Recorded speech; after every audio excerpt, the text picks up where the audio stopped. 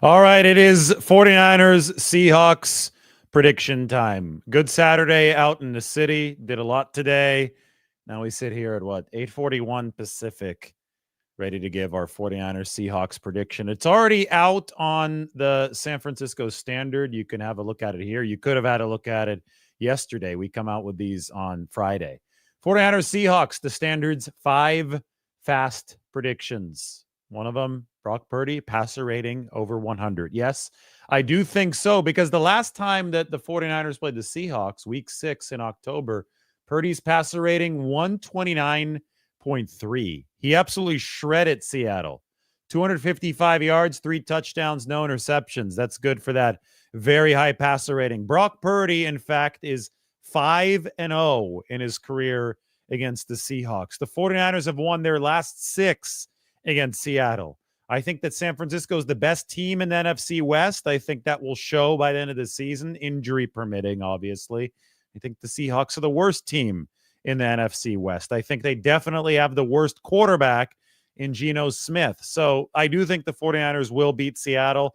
I'll go with the score prediction at the end of this show after we talk for a few minutes. But the first matchup between these two teams, it really wasn't a fair fight. The 49ers averaged 7.9 yards per play. Seattle mustered only 4.9 yards per play. That's a huge discrepancy in NFL football. Rushing-wise, the Seahawks managed only 52 yards on 2.6 per carry. San Francisco had over 4 times the rushing yardage, 228 yards on 6.9 per carry. Remember, Isaac Guerendo sealed that game, just shot out of a cannon, sprinted down the far sideline, and then he slid to preserve the ticking clock toward the end of that football game. Guerendo ended up doing the same thing when the 49ers sealed a later win, this one at home, I believe, against the Dallas Cowboys. So he's that kind of guy that doesn't like the glory all on him. He wants to help out the team with a nice heads-up play. A lot of people accused him of getting caught in that game against Seattle, and he might have gotten caught. I mean, the defensive back might have gotten his hand on him, but I think Guerendo was already breaking into a slide at that point. Anyway, the main point here is that the 49ers now aren't relying on Isaac Guerendo or Jordan Mason to close the game against the Seattle Seahawks. They've got Christian McCaffrey back. So they're a stronger team than the one that wreaked havoc up in Seattle to win 36-24. The only reason that game was as close as it was, and I'm not saying that a 12-point game is particularly close, but the only reason that game was a 12-point game was because of special teams. And I get it. The 49ers special teams is a big concern. The punt coverage has been bad. The kick coverage has been bad. The punt returns have been bad. The kick returns have been bad. The field goal kicking was bad last week.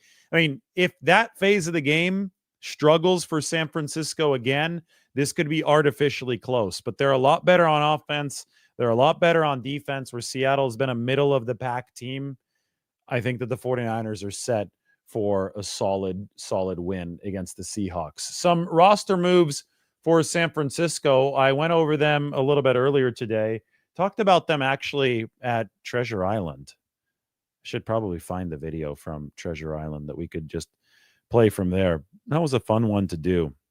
Here it is. I'm going to transfer it over to the computer so we can go from there. The 49ers made about 6 roster moves this afternoon. So it was, I mean, some of them minor, some of them expected. I think a couple of them unexpected, and they all made sense, including one that was very definitely targeted at special teams. So why don't we take a look at the 49ers roster move situation from today. 49ers roster update. They have made their moves ahead of this game against the Seahawks, which will be down in Santa Clara tomorrow. We'll do this one from Treasure Island here in San Francisco. Not on the mainland. There's the city behind me. Beautiful day. We took the ferry out here, checked out the Gold Bar Distillery. 49ers people, 49ers whiskey. Check them out right behind me. Anyway, Nick McLeod, who the 49ers added to the practice squad the day after the special teams disaster in Tampa Bay. He's got 704 special team snaps. He has been elevated to the 53-man roster, temporary elevation for the game for San Francisco, and he replaces Darrell Luter Jr., who's headed to injured reserve with the pelvis injury. Luter, he was responsible for the muff punt. Couldn't get out of the way and then was blocked into Jacob Cowing. That was a terrible play. I've talked about it, and I'll tack on the video where I talk about how bad the 49ers special teams has been after this. The punt and the kick coverage, and then in that case, the punt return unit have been atrocious this year. The only way to go is up. They need more veteran guys. I know Darrell Luter Jr. is still a youngster, second-year cornerback.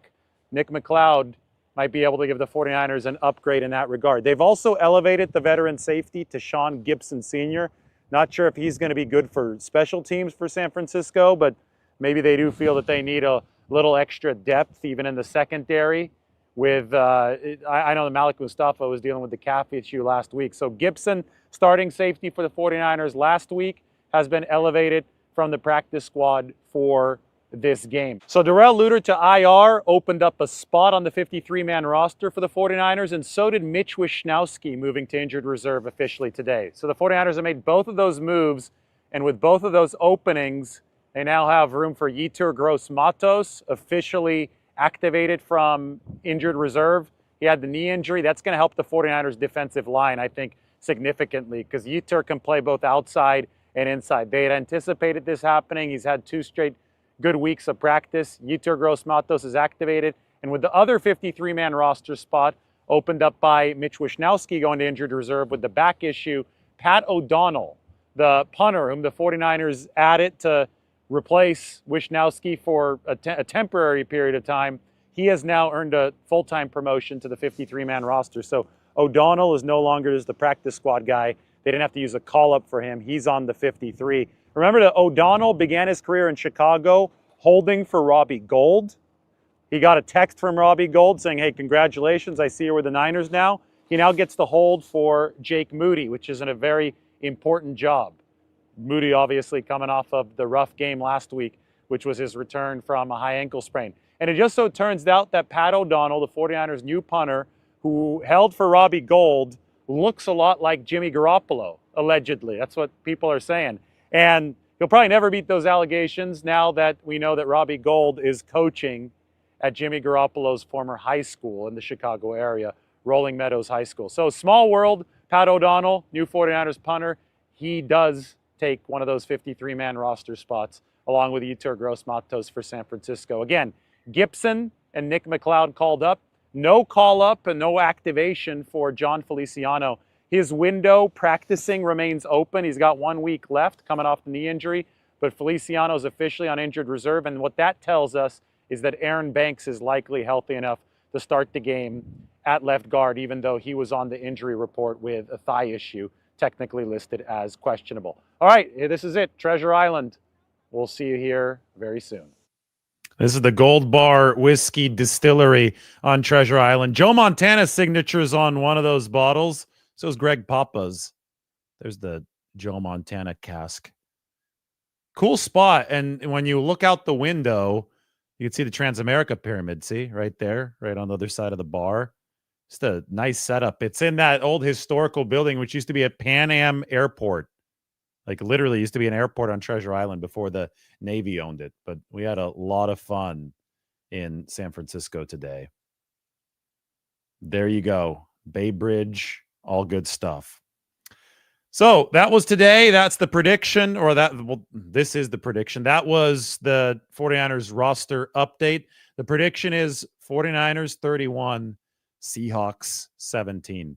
I don't think it's going to be close. I think that, last week, offensively and defensively, the 49ers had a big advantage over the Tampa Bay Buccaneers. It was the special teams that essentially gave up the 16 points that artificially kept that game close. 49ers pulled it out anyway.